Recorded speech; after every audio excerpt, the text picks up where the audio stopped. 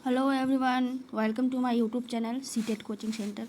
आज हम लोग करने वाले हैं क्लास 6 की एनसीईआरटी बुक, जो सीटेट एग्ज़ाम के लिए काफ़ी इम्पॉर्टेंट है। उसका जो हम लोग चैप्टर नंबर 2 को करने वाले हैं। चैप्टर नंबर 1 को हम लोग जो पिछली वीडियो में कर चुके हैं, आप लोग उसको भी जाके देख सकते हैं।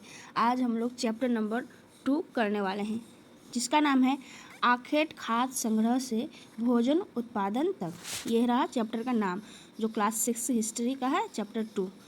इसमें हम लोग पढ़ने वाले हैं आरंभिक मानव के बारे में। आरंभिक मानव किस तरह अपना जीवन यापन करते थे, इनका भोजन क्या था, इनका रहन सहन किस प्रकार होता था, और आरंभिक मानव का जो हमें साक्ष्य प्राप्त हुए हैं वह किन किन जगहों से हुई है, इन सब चीज़ों को आज हम लोग इस चैप्टर में करने वाले हैं।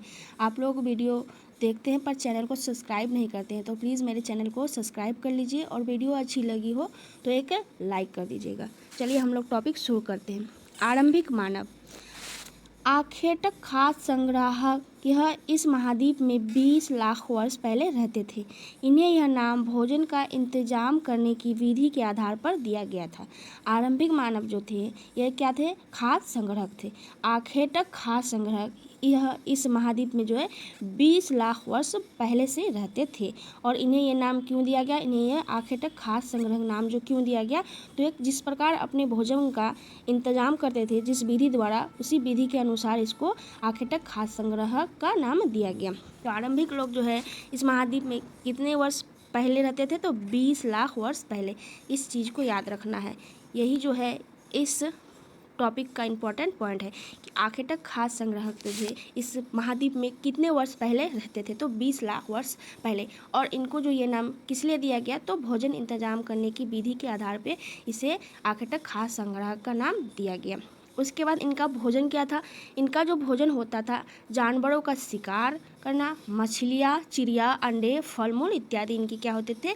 भोजन होते थे। तो इन सब चीज़ों को याद रखना है। भोजन क्या करते थे? तो जानवरों का शिकार करते थे, मछलियाँ खाते थे, चिड़िया, अंडे, फल मूल इत्यादि जो है इनका भोजन होता था। ये सब जो प्रश्न है पेडागोगी वाले, जब आप लोगों को प्रश्न पूछा जाता है तो इस प्रकार के प्रश्न दिए जाते हैं। वीडियो को ध्यानपूर्वक देखिए। अब चलते हैं हम लोग आरंभिक मानव आखिर इधर उधर क्यों घूमते थे। यह भी जो है पेडागोगी वाला प्रश्न है कि आरंभिक मानव जो है इधर उधर क्यों घूमा करते थे। तो ये जो है भोजन की तलाश में जो है इधर उधर घूमा करते थे, चारा की तलाश में घूमा करते थे। जानवरों का शिकार करते हुए एक स्थान से दूसरे स्थान जाते थे। जानवरों का जो शिकार करना होता था इन लोगों को, तो शिकार करते हुए ही जो एक स्थान से वे दूसरे स्थान तक चले जाते थे। वे जो आखिर इधर उधर क्यों घूमते थे? तो भोजन की तलाश में, चारा की तलाश में, और जानवरों का शिकार करते हुए एक स्थान से दूसरे स्थान तक चले जाते थे। कभी कभी जो है अलग अलग मौसम में फल तथा पानी की तलाश में भी इधर उधर घूमते थे। इन लोगों ने काम के लिए पत्थरों, लकड़ियों और हड्डियों के औजार बनाए थे। तो आरंभिक लोग जो थे किसके औजार बनाए थे? तो पत्थरों के, लकड़ियों के और हड्डियों के औजार बनाए थे। और इधर उधर क्यों घूमते थे? तो भोजन की तलाश में, जानवरों का शिकार करने के लिए, और अलग अलग मौसम में अलग अलग फल तथा पानी की तलाश में। याद रखना है इन सब पॉइंट्स को। अब हम लोग पढ़ते हैं कि आरंभिक मानव का जो है हमें जानकारी कैसे मिलती है। तो आरंभिक जो मानव का जानकारी हमें किस प्रकार मिलती है? तो भीमबेटका गुफा, भीमबेटका एक गुफा है, यहाँ से जो है आरंभिक मानव के बारे में हमें जानकारी मिली है। यह जो है भीमबेटका गुफा मध्य प्रदेश राज्य में नर्मदा नदी घाटी के पास स्थित है।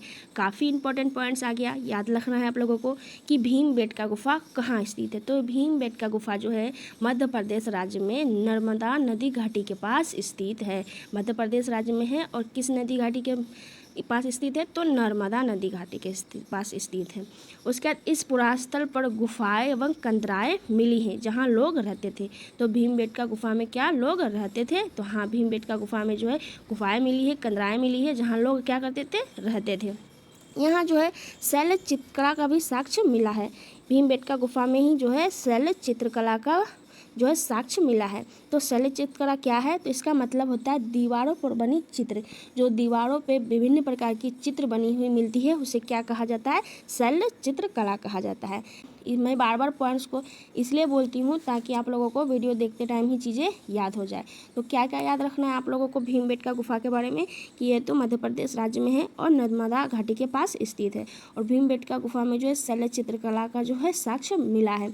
और यहाँ जो है गुफाएं और कंदराएं मिली है जहाँ लोग रहते थे। और शैल चित्रकला मतलब होता है दीवारों पर बनी हुई पेंटिंग, दीवारों पर बनी हुई चित्र, इसे ही क्या कहा जाता था, शैल चित्रकला। उसके बाद हम लोग को दूसरे पॉइंट्स को देखते हैं कुरनूल गुफा के बारे में। तो चलिए हम लोग पढ़ते हैं कुरनूल गुफा के बारे में।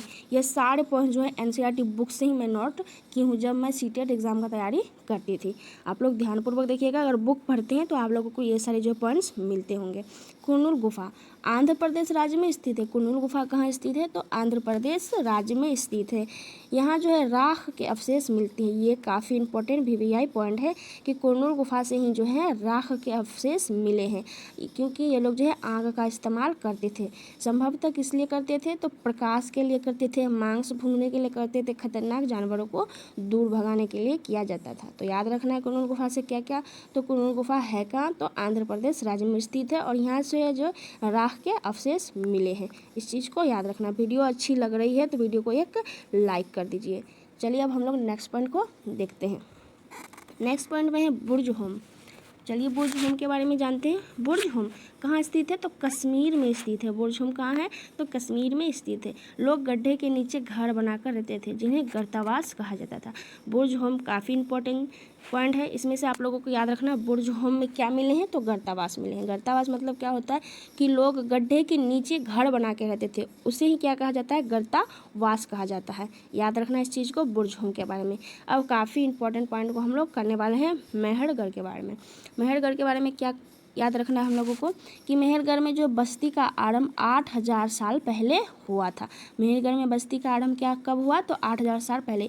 ये सारे जो डेट है ये एनसीईआरटी बुक से ही नोट किया गया है और कभी कभी ये जो डेट भी पूछ दिया जाता है एग्जाम्स में।